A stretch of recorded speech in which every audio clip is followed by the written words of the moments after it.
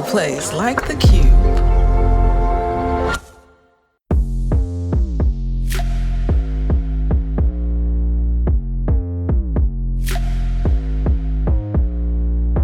Hey, I'm Adell. And I'm Anna. And we are AD Productions. Get ready to nod your head and laugh out loud as we bring an unfiltered perspective to Black life in predominantly white spaces.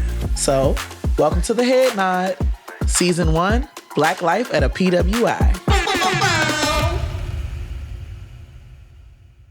Black at PWI, unique stride I claim. Facing challenges ain't playing no game. Diverse voices rise, unity's the aim. In ivory halls we leave our mark, no shame. Melanin radiates, standing tall and strong. Breaking stereotypes and proving them wrong. PWI's the stage where we belong. Black excellence shines, we keep moving on. Learning, thriving, embracing our roots. In this world of contrast, we redefine pursuits. Black at a PWI, we break through ceilings high. Elevating minds, blazing trails in the sky. Boom, boom, boom, boom. This rap was brought to you by the one and only ChatGPT, where there are lots of ivory halls and melanins. and breaking chains. We're still breaking chains. Welcome to the Head Nod. Boom, boom, boom. DJ Trice is a veteran DJ of 10 years and now a full-time managing producer and senior account manager with Studio 71 Podcast. She is the executive producer of Trendy Media Group and a freelance producer with DCP Entertainment on multiple projects, which we thoroughly appreciate. As a podcaster, Trice is a co-host of the LA Sparks Weekly post-game show, host of The Spark, a commentary podcast, and host of Lakers, I Choose You. So you're just all about the LA side of things, clearly. Yes, clearly. LA sports over everything, okay? And specifically basketball. I ain't doing none of the other ones. They always ask me, I'm like, I'm only talking about basketball. That's it. I get it, for sure. So with each guest, we always ask them to tell us what school they went to, and if your school had a call out for us, it's Penn State, so we go, we are, and then a response, Penn State. So what is your school and the call out? So I went to Purdue University main campus in West Lafayette, Indiana, and our call out is Boiler Up. We are the Boilermakers, which is very confusing for people because they think it's the train. Our mascot is a train. But the Boilermaker is the man who shovel the coal and throw the coal into the fire, actually. Gotcha. That's the Boilermaker. So we are the Boilermakers, but we have a train. And that's because our school is on the land grant where the railroads connected. So agricultural school, but in the middle of Indiana. That's where I went to school. Look at you knowing the history and the reason why. I was a tour guide. I was just about to say, I just learned a lot. I just learned a lot right there. There's still a piece of the track. You were a tour guide? Yeah, girl, I did everything at Purdue. I literally, from beginning to end, I had a billboard. They still use my marketing materials at the Indiana Black Expo. So if you want to see that every year, they have a big, just me on the side of there. My graduation picture is the one that they use. I was very happy for that. I worked for marketing and media while I was there. I worked for athletics after the university hired me. So Purdue has continued to feed me. I still talk to my advisors, everybody on campus. So, I had what I hear, Anna, is we talking to the perfect person on today. That's what I hear. Y'all asked me to do this. I was like, yes, Trice is the Black at a PWI. That is Trice. Seriously, Trice. And Trice, I was a tour guide too. So yeah, we share that in common. So why a PWI? Why? Okay, so I went to school on the west side of Chicago. I went to Providence St. Mel. So my whole school experience leading up to college was HBCU. I had never had a class with nobody outside of my race. I went to Loop Lab, which was downtown on 300 North Michigan. So I went to school downtown and then I went to the west side. So I was inundated with Black educators. Providence St. Mel is a accelerated academy for African Americans on the west side of Chicago. So I had Black teachers. I had the Black experience. My teachers was Deltas and AKs and all these great things. My uncles were Sigmas. So, I wanted to go to a place that I felt was home and that could challenge me, right? So I went and I visited a bunch of schools. I did that. My mama went to Jackson State. So I could have went there for free, to be quite honest.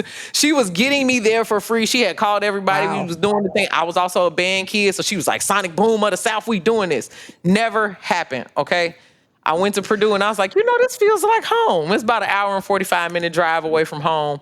So I ended up going there and I loved every single minute of being there. Was not 1 minute that was unaccounted for at Purdue. I'm still a legend there. They still talk about me. I still go back and I still volunteer. I love it. I'm going to go back in November for an alumni night around entrepreneurship. So I'm still plugged on my campus. I love Purdue. Trice, I have no doubt that you did not waste a single minute on that campus. Not a single minute. Okay.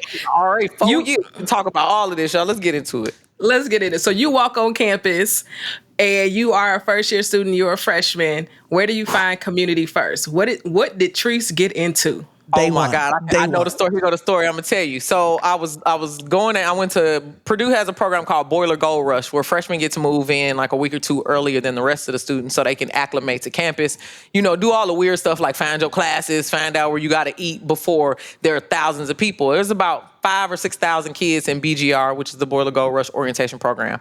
So my parents dropped me off for that. And they set up all my stuff. And my dad and my mama, they are independent people. They always knew I was independent. I started school when I was 17. So they dropped me off, and I could not believe they ain't take me out to eat or nothing. They was like, all right. Bye. Peace. Got to get back on 65. That traffic. Your mom was probably like, you didn't go to the school I wanted you to go to so bad. Goodbye. That's exactly. Good luck. That's basically what they said. Hit me with. And I remember that door closed and I sat in my room and I cried for 2 solid minutes. I cried, but then I sat and I thought and I was like, if you continue to cry, you're going to have to do this every day. Mm-hmm. So I wiped my tears and I was like, I'm going to go outside and make some friends. So I went outside and I seen a black girl across the street and I was like, hey girl. And she was like, what? And I was like, hey, I'm Trice. And she was like, come across the street, Trice. So then I came across the street and she was hanging out with some of her friends and I went in her apartment and it was other people there. And I was like, what's going on, y'all? I'm Trice, introducing myself and shit. She ended up being my roommate sophomore year, one of my longtime friends. So from that one interaction, that was kind of how I started my friend group. I just hollered across the street because I saw another black person. I was like, all right, I'm looking. Boom, they go one across the street. And she ended up being from Michigan. So it's like, I had already knew some people from Michigan, not at Purdue. I didn't know nobody. So I went into this experience with nobody from my high school or nothing there. So, that's how I started. I just literally put myself out there and was like, you want to be my friend? She was like, yeah, we can be friends. Like, whatever. I love that you just yelled, hey, girl, across the street. No, y'all just inseparable. Because we do that, right? That's so Chicago. That's so Chicago. It is. I will give that to y'all. So, yeah, her mama and stuff was moving her in, too. So it was like, I talked to her mama, her brother. Like, it was just like a family reunion situation. I'm like, what y'all getting into? They're like, we about to go get something to eat. I'm like, all right, cool. We go. I'm hungry, too. Turned, and that was my friend group. Yep. I love that because it's like we always try to find each other, like especially that first day, like where we at, and you just kind of see us standing out amongst everyone while at those schools. Yep. So while you're there and you just found your first friend, what were some of the first groups you were a part of, and like what were those experiences? Okay, so Purdue has this thing called it's a learning community. So I actually lived on the floor where I had a couple classes with other people who had the same similar interests. It's almost like a minor. So my learning community was entrepreneurship.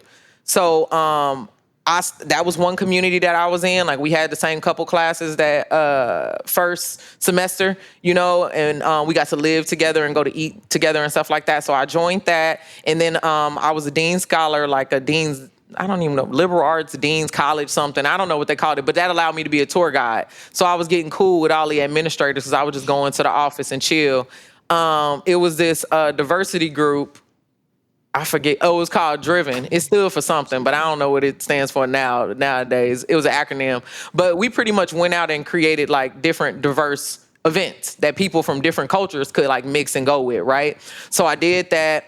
And then immediately I knew I was going to be a Zeta because my uncles was all Sigma. So I knew the blue and white. Like the first day I was on campus, I was hanging out with the Zetas. I had already located them, found them. They had took me to Walmart. We was chilling. Like them was my homegirls from day one. I was locked in with the Zetas. So this is all of these things that I'm talking about. It didn't take me 6 months to build no community like that. Like I was hanging out at the Black Cultural Center. I went to the Black Student Union, all of their events and everything, just participate, be yourself, show people like, I'm in this class too. You want to study? Like, you want to do whatever? Like, also my residence hall, walking around and being friendly, having my door open. People, you live in a residence hall and it's like everybody just sitting here with their door closed on their computers. It's like I would have my door open and be like, what you in here doing? And just walking around and talking to people. So that's pretty much how I was in like 10 clubs, and then I still was hooping. I was at the gym. So I was in doing all these intramural clubs. I joined rugby. You to my played daddy rugby? I played rugby my freshman and sophomore. I still got one of my good friends, Shamara. She's on the U.S. rugby team. She just visited me here in L.A. We still have a relationship as well. So my daddy made me quit because my insurance was going to get high, because rugby is Rugby is rough. Yeah, rugby don't stop. That's why I said you play rugby. Very dangerous. Rugby's intense. I would not suggest that. And no pads. I was traveling. It was a lot of drinking. It just was crazy after a while, but I quit it. But I had a lot of friends that was out there and doing that. So it's just like really inundated myself, and I wasn't scared. I filled every minute with things I was interested in to see what I wanted to do. And then I figured out this major is crazy. And then it kind of just progressed from there, Trice, I don't know about our listeners, but I am tired. And I think we just made it through like halfway of freshman year. Now, I don't know what's going to happen these next 3 years as we keep talking. But right. She not even in 2, 3, or 4. She's still a freshman. All of this is true. I have hundreds and thousands of people who could vouch for this, that I have literally had crazy occurrences with at Purdue or traveling on behalf of Were you an RA? Did you become an RA? I was an RA I was in college for 5 years. I was an RA for 4. I knew it was coming, Anna. I knew it was coming. I was the best. I got RA of the year several Me too. times. So I was a lazy RA though, but I got it when I tried. I loved my community. My girls on my floor, we were having programs. I remember I threw a Super Bowl party and I dressed up with the pads and everything. I was running down the hallway and blowing the whistle and getting people to come out. I got them to buy a popcorn machine. It was wonderful. It was a wonderful time. And I was at an all-girl residence hall, so it was like I didn't have to deal with the drama of being, with mixed genders, because I prefer to be around a company of women anyway. So it was just wonderful. And I can tell you that part. Yeah. The second you said I kept my door open, I was like, Trice was an RA. Because that's the vibe right there. I knew it. Drinking the Kool-Aid. When they said this is a meaningful life, I was like, all of this is good stuff. And Purdue actually has, y'all can look this up, one of the top RA programs in the country, because they pay 100% of your tuition and then you get a stipend on top. So you're also being like, you're a paid ambassador on behalf of the university. So it's pretty rigorous to get inside of the program. And I rocked that out the whole time. So that's awesome. I love that I could have that as well. That was another community. I did that for a little bit in the apartments. They only did like a meal stipend and part of your room and board. Like it wasn't like fully, but it helped, but not as much as it did. Member, girl. Yeah, I was in the staff. Okay. Again, Anna, this year one. Yeah. No, we made it to year 2 with RA stuff. Yeah, we in year 2. We in year 2. And this is when I joined my sorority. And that's a big part, because you know what I mean? Like, I was one of the first people in my group of like freshmen to come in that actually came out as Greek. Me and my sorority sister. So it was like us, and then the Sigmas came out the next day. So it was like we were super cool with our LBs and all of that. That was a huge thing for me, because Indiana, being Greek and black and at a PWI is already a small pool, So it's like when I joined Zeta, I told them I want to be a performer. I'm a stepper. I'm gonna bring us more people. So I immediately went into recruitment. I started recruiting and making our chapter bigger. We got to compete in a lot of different, Sprite step off trials, statewide step shows. We traveled and did Detroit and won money over the summers. We stepped in Chicago step shows. You know what I mean? So it was like a sisterhood of these like young like women who were like really working at this, and we were going around and we were doing good things. We were working with the youth and donating things and doing March of Dimes. Another thing we started was a program to raise money for March of Dimes, March for Babies, and I would put this Zeta not Zeta but like a cat mascot costume on, and I would go around campus and be dancing and stuff and like collecting money, going from office to we would get hundreds and hundreds of dollars from stuff like that. This is the second costume in 10 minutes that you done put on you. to the cat. I was gonna get you excited to be a part of your experience. I was gonna have you be like, man, I came to college for a reason. This is special. That's what I was there for. I was all about the experience. You made everybody happy to be a Boilermaker, even if they didn't know what a Boilermaker was. I was gonna tell them, and I was gonna tell them like, you should be proud. You should be. That train don't move if that man don't hit that shovel with that. Hello, you don't know how to make mechanics work. This is a steam engine. You got to get the shovel and get in, and then you can't stop. If you stop, the train stops. Trice, what you used to do at the games? How were you at the games? Like, did you go to the? Yeah, I just need to know. All of my friends were on the teams as well. You know, we had a lot of good basketball and football players. Kawan Short, Etwan Moore, a lot of good WNBA players as well. Michaela Hauser, KK Hauser. You know, so like these were my friends, but I would go, I would interact, I would do the club stuff that was there. As an RA, I would take my floor to the games. Oh, nice. That was another thing. So, I mean, every sport, even volleyball. I done been to volleyball games. I done been to Purdue badminton games. My job when I was on campus, I worked as the supervisor at the gym. So I would supervise all the intramural sports. So I was a referee for volleyball. I would do sand volleyball. I promise you, man, all of this is true. When did you go to class? When was class? When did you sleep? I didn't really do. I didn't really go to class. How could you? Thank God. I'm glad we got there. We got there, Anna. Now we know. Something had to give. Something had to give. Where is it? You sleep or let's go class. It was you didn't go to class. Gotcha. Class had to go. And one of my advisors, Martia Bronner, she was our sorority life advisor at the time. She's also my soror. She's a Zeta. So it's like I would come to her office every day at 10, 11. She'd be like, okay, well, what time you going? I'm like, girl, I done missed all my classes. I'm about to go to lunch. Like, college was 100% about networking. I went to talk to all my teachers. They all knew where I was. They knew if I wasn't present, I was still working on things. I really wanted to be there, but for some reason I couldn't do it. And Purdue was also, when I was a freshman, sophomore, you talk about how big the classes are. Those are your general classes at that point. So my first class was a Bio 210 class. It was 900 people. I was the only black face. It was at 7 o'clock in the morning. It rained. I rode my bike to class a mile. In the rain, I looked up. I said, boy, am I out of my league. I don't even know how to interact with none of these people. We using clickers and all kind of shit in it. I mean, the teacher had wrote the textbook. I was like, you can't even fool him. He a dumb. It's his. He wrote the book. Yep. That's what I voluntarily jumped right into. So the learning curve was there, but it's also really where I learned to negotiate and find out what people are interested in. As long as you find mutual interest, you can convince people to do whatever. You know what I mean? Like my teachers understood the kind of person that I was. They saw my personality. They're like, this girl gonna be successful no matter what she do. She gonna convince somebody to give us some money or do something. So it's like, am I gonna do all of the blog posts? Probably not in a timely fashion. Right? Are they going to get done and is it going to be meaningful? Absolutely. Yes. But it was some homework that was like math. I had to be in that mug. I had a little routine for that. You know what I mean? All of those gen ed classes. But my major was sales. My whole goal at the end was to sell somebody to hire me. You know what I mean? Sell yourself, get a job. I was doing all the things. So college for me really wasn't like, I had to go to law school after it or, last year especially, I took weightlifting, bowling. They had a wine tasting class. A wine tasting class? What? You had to be 21 to get into it. And they come get you in this little van thing. I think I took astrology, geology. Like, I was just like. This is such a PWI moment. And let me tell you why. Because the way the money is set up to offer such things wine tasting classes. You know what I'm saying?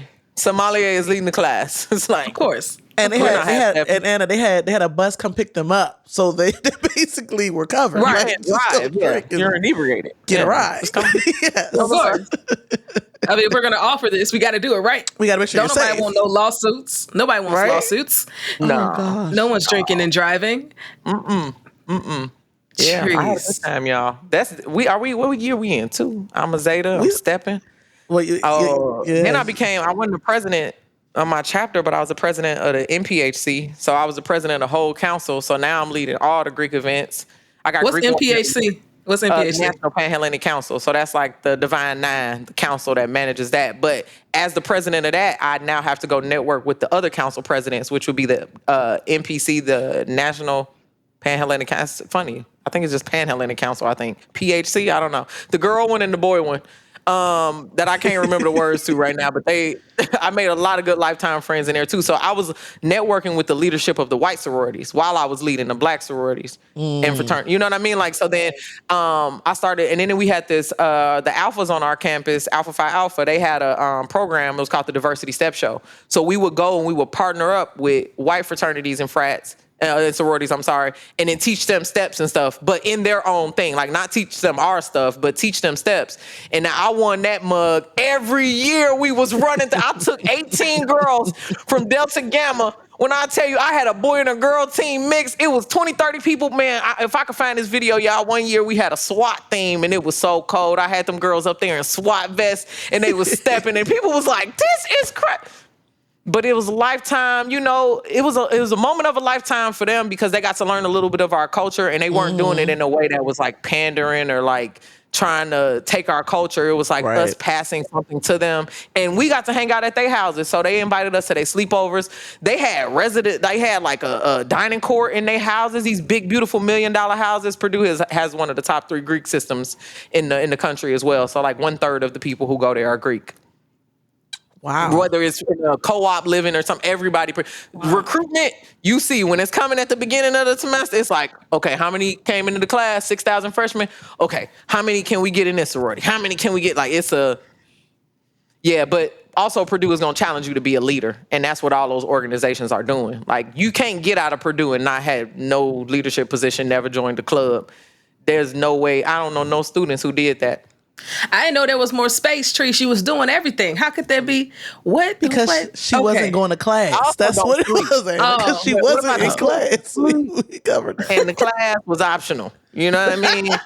Junior and senior year, I had to go to class. You had to. At some point, you had to go. But I was going to say, I do like that. Like, you don't hear about that often about, like, the historically black sororities and fraternities doing things with the other groups, the other sororities and fraternities on campus. That's really dope. Like, I like that y'all were kind of able to kind of bridge the gap and share those mutual experiences amongst each other. That's really awesome. Like, that's great. Yeah, and it's intentional. We knew we had to be intentional about it. I think Purdue has traditionally been a safe space for people to kind of battle that out in Indiana, which is weird because, the Ku Klux Klan was founded in Indiana, not too far from Purdue University.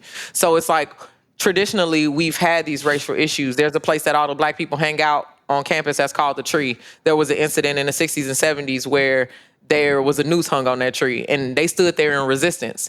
And present day, black people just stand there because they hanging out. I actually had a chance to work with the local police council while I was there to make it was illegal at the time, but all the Greeks used to paint the tree at night. We used to just go at night and you paint for your week of events or whatever. You got the tree and everybody would be hanging out and people would be like, who's painting this tree, whatever. But I actually worked to like change the on-campus legislation so that we weren't breaking the rules and we could let them know, like, we're doing this as in significance of our culture. Let's make it a moment. Let's put a plaque out here. They had already had kind of chairs and stuff out there, but we would have our yard shows there. Like, it was important for us to continue the legacy of where the last black people left us off. Nesby, is at Purdue, founded at Purdue. So you have this huge engineering organization that for black people who was founded right here on our home turf. And we have this long lineage and history of people in performing arts even who have done stuff at Purdue University. So we've been doing things that have been special for a while.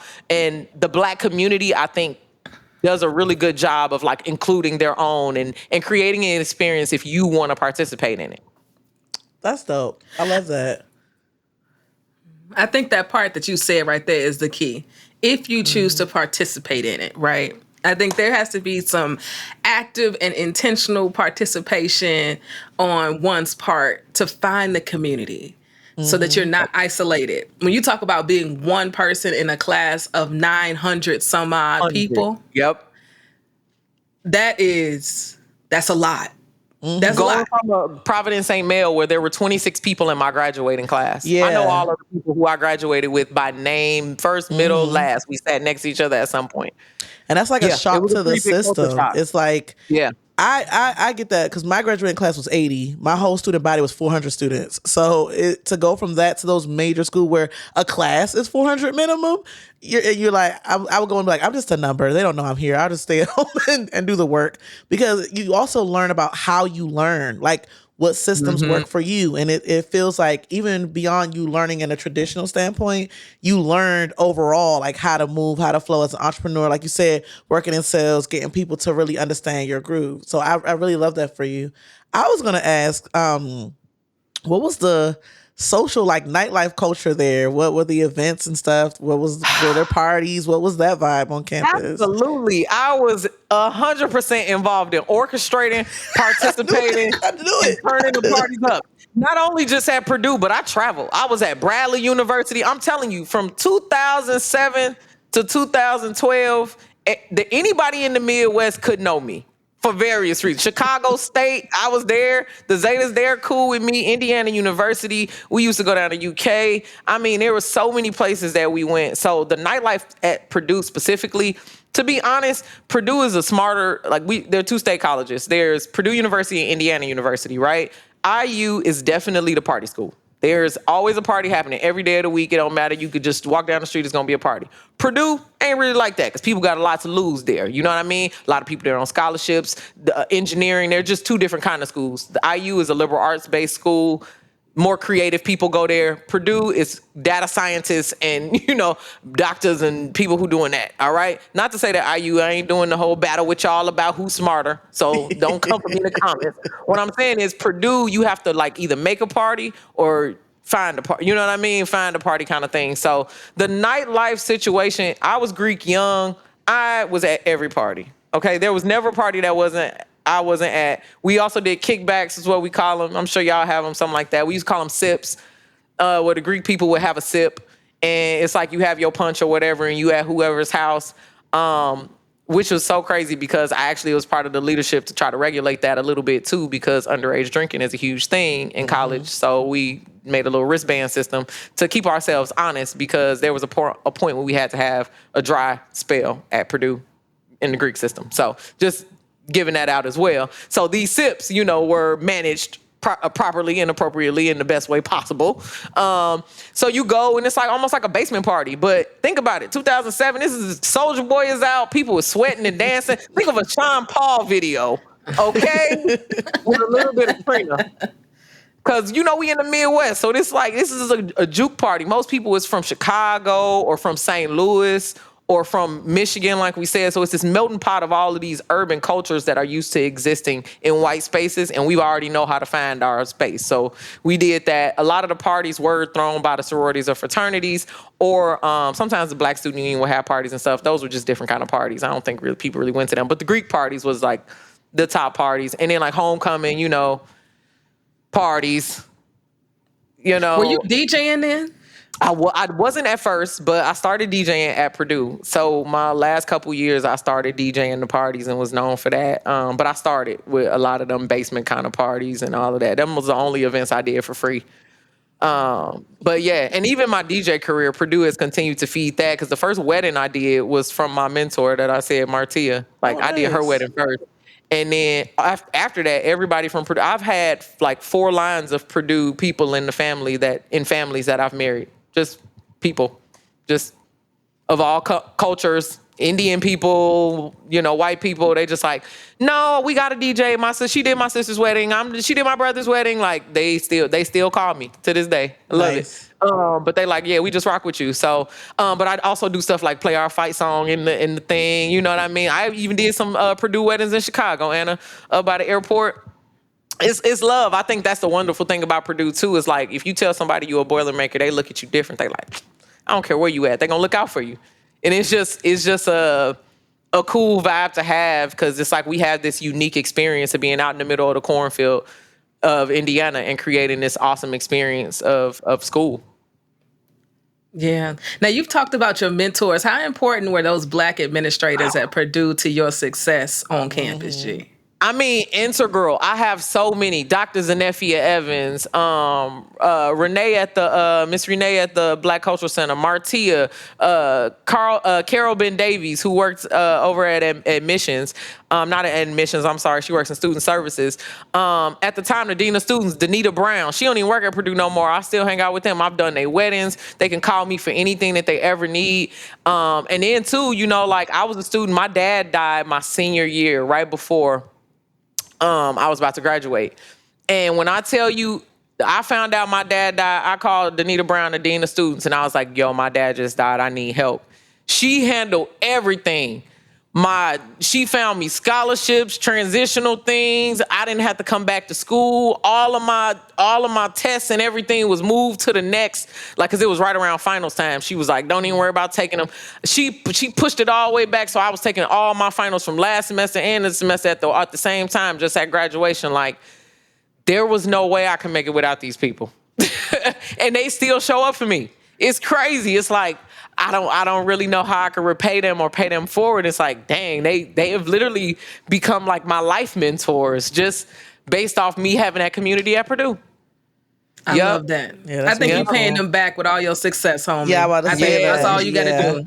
And I was going to say, they still follow me. They still rooting for me. They like, we see you out there in LA doing your thing. Yeah. I'm like, you know, it's like for them when you win, they win, and that's the blessing in that. And then also, I know at the top of it, when we started talking, you were saying like you still do stuff for Purdue and like within the school right now. So you're kind of paying it back that way. So what are some of the things you're involved in now? Some of the things that I do now is the entrepreneurship college. Actually, I was like one of the first classes to graduate with that. They call it a certificate, but it's really, really integrated. Like some of those teachers that I met are some of the smartest in the business that have been consultants for big companies like Salesforce, Coca-Cola.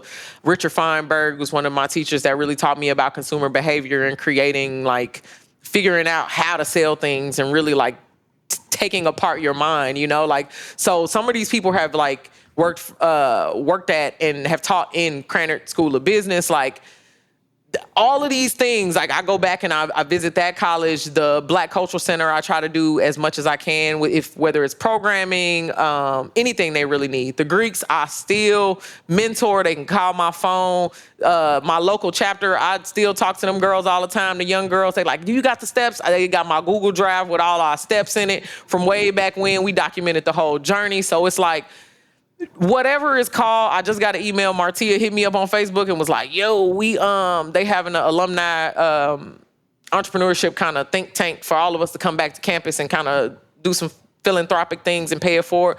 I'm happy to fly out in the middle of it. I love going back to campus. It always refuels me, reinvigorates my fire, and to see how much has changed on there. They got little robots that follow you around and deliver your pizza and stuff now. I'm like, how is this possible? In this short amount of time, you know? So those are just some of the things that I do, but getting involved with your local college, the sports, if you can, you know, following your team. I'm not really involved in athletics as much as I can, but more of the schools and the Black experience. And even my best friend, she's a Delta at our school, and she just went back and did a retreat with her people like last weekend. Like, we're still community leaders. She's a lawyer in Georgia. She took time out of her day. She got kids, a husband. He also went to Purdue. He's an engineer, working at Purple Mattress and doing some things there. So it's like, you got all these people who doing things, who are community advocates, and I just stay plugged with my same people, and we just do what we do on the other sides of the world, but we always get together and have that hard work and just these great times in common. That's dope. That's awesome. I hope I'm telling Purdue. Yes. Purdue probably gonna be like, Trice, we have you gonna get your money's worth. That school is gonna challenge you. Ain't nobody ever graduated from Purdue and not had a resume. They make your ass stand out. We had this career fair, y'all. It's just, I know I'm just killing it here with these stories, but we at this, in the middle of our campus is this courtyard where we all you just kind of say hi and bye. Everybody kind of crosses there, but they set up this job fair. And they set that mug up for like 2 weeks, and you be standing outside waiting in line, but they like, every student needs an internship. So it was one year, and we have a great career office as well. Veronica Rahim was my mentor there, another Black girl. She, Black woman, she's a member of Delta Sigma Theta as well. She went one summer, it took me 26 interviews to land an internship. But my daddy had told me, you can't come live here. I help you live anywhere else. You got to have an internship. I literally did a leadership camp to buy me more time because I still didn't have an internship. And I finally got the call from Frito-Lay. She went through 26 interviews with me. Notes, like looking at major companies, and I landed the job at Frito-Lay in sales. So, I mean, and that was a good paying internship. I remember I was making like $4,000 a month. I'm like, how they got money to be paying me? Like, I'm in college making huge money, but opportunities. And they gonna challenge you. Work on your resume. Go out there. Show them you a student leader. Know how. You got to take speech. One of your first classes on your schedule as a freshman is speech. They don't let you skip it. Speech and business writing. This is what we're doing. So it's like when you're in that environment and you're groomed, and now I'm competing with people who we're in different arenas and different places that I'm not used to competing with. You've turned until you find your flow. You turn into this beast. Everybody called me Trice the Beast in college. I also was a rapper. I ain't even tell y'all nothing about that. Oh, but I dropped it was a studio in my dorm room. Sorry, No Barbie dropped 2010. Shouts out to Box the Artist. She was also on that joint. That's my childhood homie, but she's a famous artist now in Indianapolis, and her work is all over the airport and murals and all kind of stuff. But yeah, we was dropping mixtapes. I was doing shows. I was living the life, y'all. Listen, my antennas went up. You said, sorry, no Barbie? That's the name? Sorry, No Barbie was the name of my mixtape, yo. I was Trice to be. I need to hear this mixtape. It's not in distribution right now. I only got my hard copies. I was selling it. That's actually how I figured out I wanted to be a DJ, because I was like booking shows. I had recorded this album it took us forever to do. We out shopping it. I'm selling it in my trunk. And then I'm like, I only made like $1,500 after like 3 months. I'm like, this is slow. I'm gonna just go play somebody else's music. I'm not about to keep making my own music. So it was money was not the money I wanted. So then I ended up starting to DJ, and it was actually a couple DJs that took me under their wing. DJ Son, he's still out there DJing, hustling, and Dean, who ain't any DJ no more, but he's executive at Microsoft. But they took me under their wing, and I would be at the party standing behind them, and they would be teaching me. I got my equipment. They gave me a go. They would give me That's literally how I started DJing. Wow. That's awesome. Listen, you y'all was need busy. to do a part two. Yeah, basically. Party on at this PWI.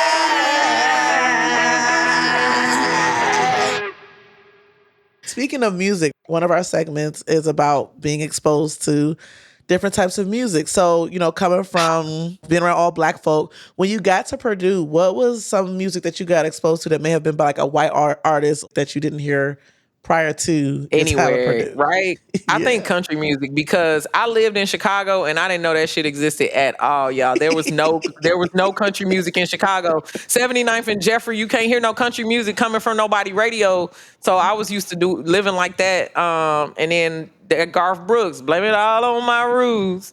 I showed up and boom. Oh man, I was like, this shit is lit. He basically telling a story about y'all friends in low places. Them y'all that's hanging with my homies from the crib. So yeah, that's where I fell in love with country music. I started mixing that with R&B as a DJ, because R&B and country is literally cut from the same cloth if you look at the music history behind it as well. You know what I mean? The blues started it all, and then it was white people and it was Black people. Mm-hmm. R&B went rhythm and blues because of the Black people, and country music is basically the blues, because all they doing is complaining about their life. It's just, my wife left me, they did the thing. Same thing with R&B and the blues, you know what I mean? Basically. That's basically what happened. So once I found country music, I'm like, then you start throwing some little beats up under it. It's like, this music ain't half bad. Tricey almost made Anna fall out her seat. From you singing. You almost made Anna fall out her seat. Oh my God. Man, I will air that out in karaoke. Some Coldplay. I had already liked Paramore and all of that. Like, I was a Black girl who was into that. But like, man, I mean, just any punk rock, alternative rock, I was into all of it. Even like Billy Joel, touching you, touching me, sweet Caroline. There it is. That's Anna's song. It's just lit. It's just so many anthems. And it's like, as soon as you get together, it just reminds me, honestly, it's drinking music. That's what it is. Yeah. That's what it is. It's like that. You just get together and you with your homies and you screaming it from the other side. It's like, man, it hit like City Girls, but it's completely and Billy Joel, Touching You, Touching Me, Sweet Caroline. Gosh. Not a hit like City Girls. It really do. Because I mean, that beginning of that music come on, and Journey. Doom, doom, doom, doom, doom, doom. Yeah. That piano get to playing, you be like, you be in it. Yeah. Shoulders.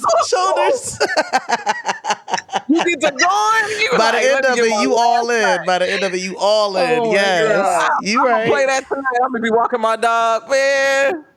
Who don't stop it. That shit make you believe. It'll make you believe. Yeah. By that last note, you believe in. You all in. You believe in. Yes. You be all in. Yeah. I'm gonna have to go back through them. I love them songs. I ain't met one song. Even that K-pop, I got into that Punjabi music.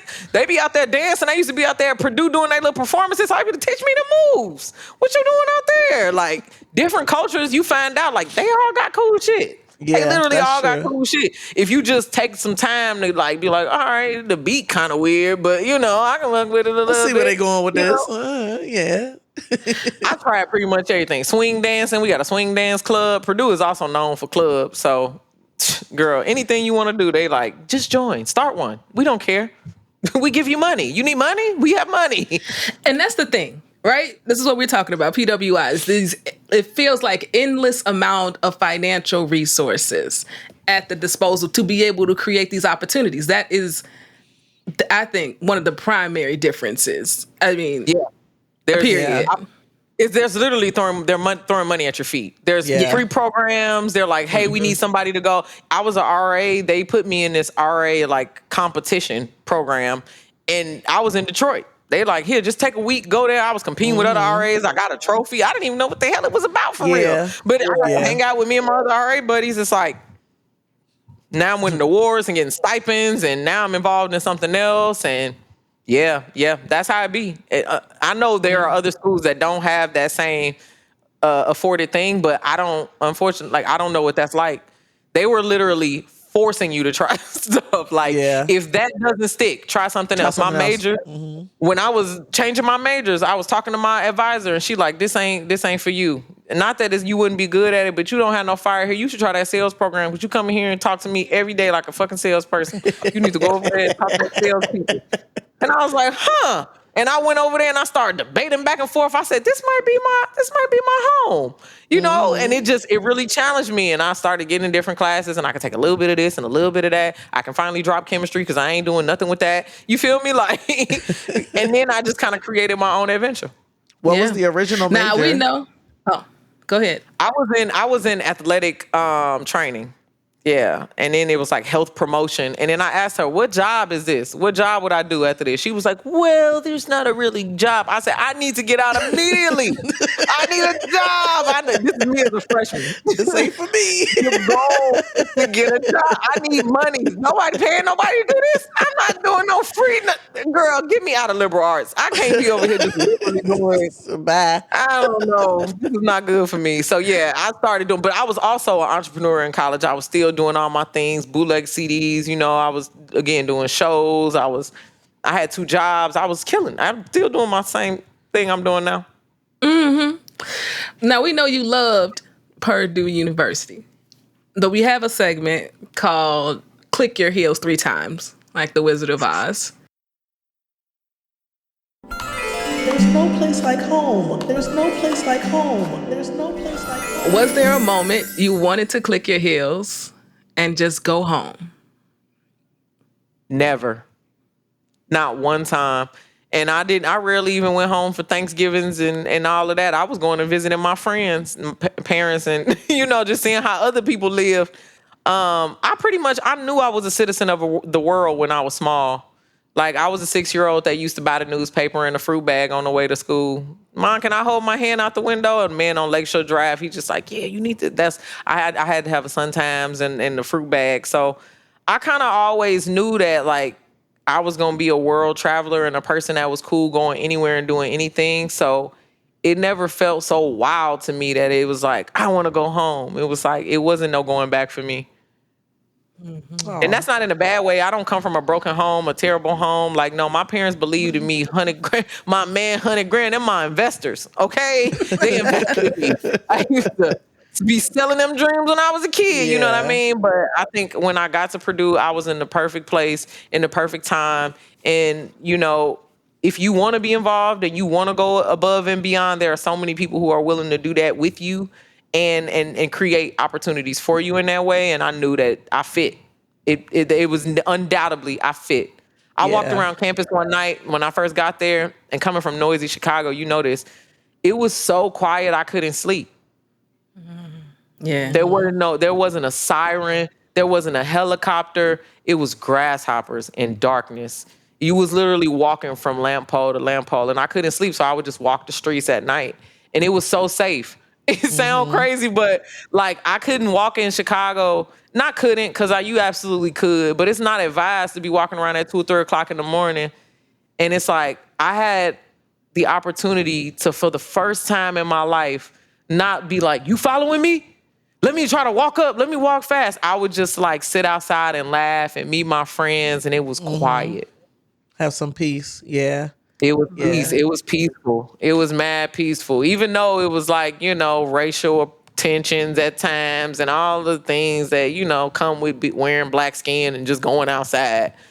Like, it was mad peaceful. And people weren't really like offensively. Like, I remember one time I left my wallet on the bus, and it rolled all the way around. And I'm like, dang, the bus come back, and the bus driver's like, I got your wallet. The kid brought it right up. Yeah, I was hoping that you would be standing right here. If not, I was going to call your residence hall. And it's like, people would have got me before. And it's like, I wouldn't want you to lose your fucking ID. You can't get into your dorm without this. Like, I'm going to give it to it's just this sense of community. And it's like no ill will. Everybody is really trying to figure out who they are and figure out where they're going to be. But it's not so much competition that we got to take each other down. It's like you could take your guard down for just a little bit and create this awesome community.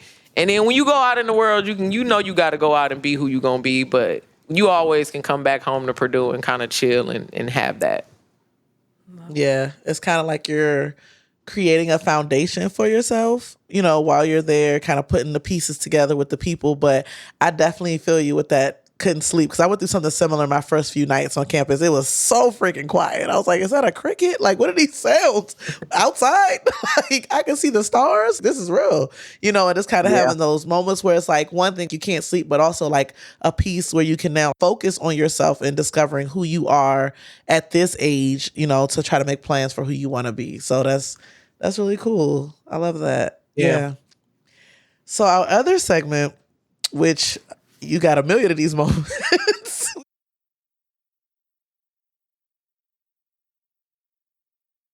I have a question. So, when you first arrived on campus and you had that aha moment where you knew, okay, I'm in the right space, I made the right decision. What was that moment for you? I've always been a person who goes off vibes.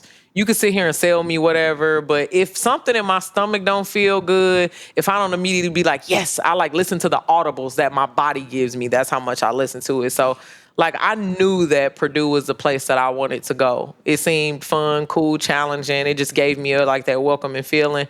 But once I got into my learning community and I was meeting other 17, 18-year-olds that were obsessed with business, couldn't sleep, had business ideas, had things that had fleshed out. Like, I no longer felt like that one hustler kid in school who sells CDs, got nice shoes because she got 2 jobs, you know what I mean? Like, you get out of that hustle mentality and you can refocus and be like, yo, I could build a business.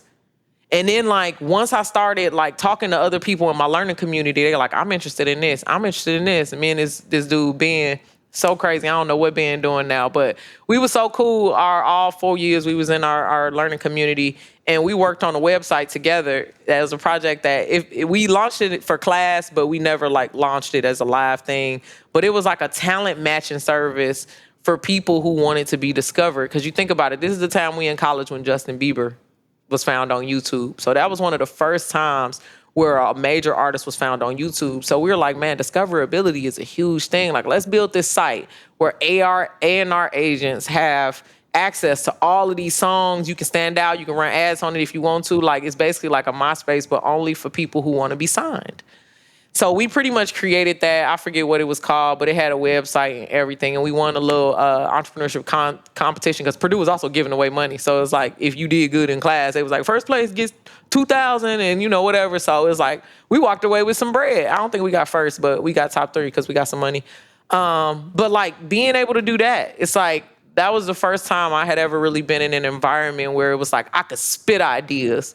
And people would be like, yo, that shit tight. Like, what about this? And then like they would amplify my vision. And it was like, okay, well, what about like everybody who went there believed that they could do it.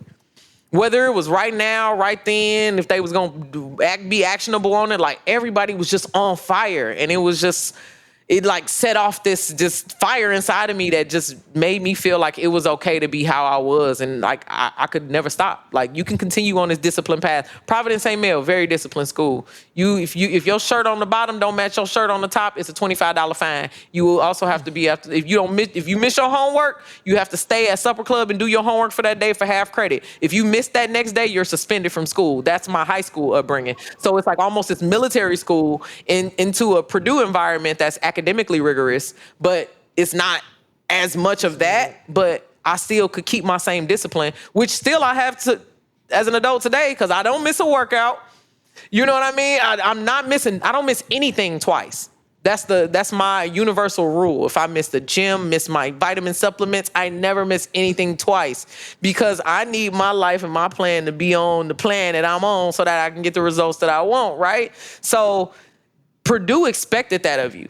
They told you that was, you should be doing that. And then even if you do all those things, it's not guaranteed that you even gonna make it. So try harder. And that's not in a way that's like, you'll never be good enough because, you know, people, you know, like to get sensitive about, you know, different mental health stuff, but in different mental places that they in. Mental health is definitely important, for sure, 100%. Even people like me who tend to do a lot of things and overwork a lot. But it's okay to be your authentic self and to be so laser focused on whatever vision you have in your head. You're not weird. You're not an alien. Orville Redenbacher went to Purdue University. Amelia Earheart went to Purdue University and studied flight. Like there are several people who were there creating revolutionary products, processes, and companies, and you could be next. You know what? We're calling Purdue University. Right. We are not dropping this episode without some money from Purdue University. Okay? Trice did a whole commercial. Listen. Do you understand? They're going to want you to get them some money. They're going to be like, donate, please, alumni. You Let got me the tell money. you something. Like, I want the marketing department. Right. Seriously. We're going to put you on the line, Trice. You're going to get them to give us some money for this. Okay. Do sales. You too can be Amelia Earhart. Right. You too. You can be Orville Redenbacher. Yeah, she started naming names. She started naming names. Crazy. You are the next Boilermaker. Okay? This is all happening right now. For sure, y'all. And I also, love it. you know, athletics, Drew Brees, you know, all of these great basketball and football players that have come out of, you know, Purdue. It's like, it feels, you get the feels when you're there. And all them people, oh my God, that freshman orientation program I was talking about, 6,000 people with their cell phone in the air. The first year I was there and I was like, oh my God, this is crazy. The second year I was speaking on stage as a student leader, and I was reading off the teleprompter, and I'll never forget how I felt to be in front of 6,000 people. I wanted to pee on myself just a little bit, just a little, you know, a little bit. Ooh, man, that was crazy. But it also, once I seen that, I'm like, I need to get back on the stage. I need more. I need more. Yes. More. It's my fame and I want it now. So yeah, that's how Purdue they always challenge you to even just be yourself, perform, do whatever you want to do. Because they're not a performance school. So there's not a lot of things that you can do that's creative based. There's no music school. That's at IU, the other state schools. So since there are two state schools, you can't have the same competing program. So all of the creative things are usually down, and Purdue is science, technology, engineering, math. So I had to kind of get in where I fit in, but I found a lot of creative ways to express myself. We could tell. We love That's it, for Trice. certain. Any way you could, you did. Yeah, we appreciate man. you, and Trice. still do. I it's see so it. I fun. understand more now, Trice. I understand you more. I see you. Yeah. Thank This has you. been Thank you. great. I feel seen. I feel like we needed to have this conversation to piece together because we talked about the child entrepreneurship journey, but we skipped the college, and it's like that's where I got hungry, and that's where I found a process, and I locked myself in my room. I was in a single. You heard? Reading, getting good, figuring out what I wanted to do, making the plan so that whenever I had the money, I was like, I'm gonna execute like this. I'm gonna do this. So yeah, I loved my time there, and it really has helped guide me. And I still put on my Purdue polo every now and then. They be like, I okay, saw it the girl. other day. Just in case I need some networking. Because if I think somebody from Purdue is gonna be in there, I'm gonna put it on. I'll put my ring on too. Yeah. I love it. Oh, well, thanks for joining us, Trice. This has been great. Same. I forgot this was a podcast. I thought we was just talking. I'm here for it though. We just talking to your friends. I hope is. Purdue That's all we approves doing. of everything that I say. Don't sue me, Purdue, because you don't want the smoke. Okay, I'm your number one. You're gonna be They the need to next thank face. you. You just recruited. You just recruited for them, like for real. Yeah. Free money. Somebody's and mama's events. listening to this podcast. Somebody's They're going mama's to listening to Purdue. this podcast right You now. going Okay, to Purdue now? Yeah, Trice. man. They You gonna give be you a like run for Trice. your money. I'm telling you, if you want to go to Purdue, you better be ready to step up. Because if you look in the slack, they gonna kick you out. That's it. You're gonna be like, you're underneath the grading here. We can't do this anymore. It's not you, it's me.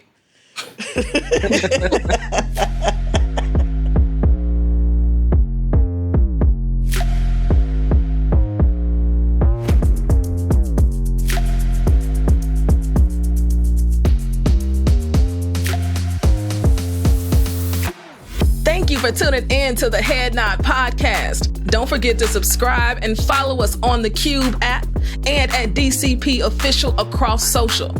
Family, follow my sis Adell at I am Adell Coleman across all socials. And follow the coolest to ever do it, Anna DeShawn at Anna DeShawn on all socials. Listen wherever you get your podcasts. And if you really dig it, leave a rating and a review. Keep nodding your heads with us. Until next time, this is the Head Nod.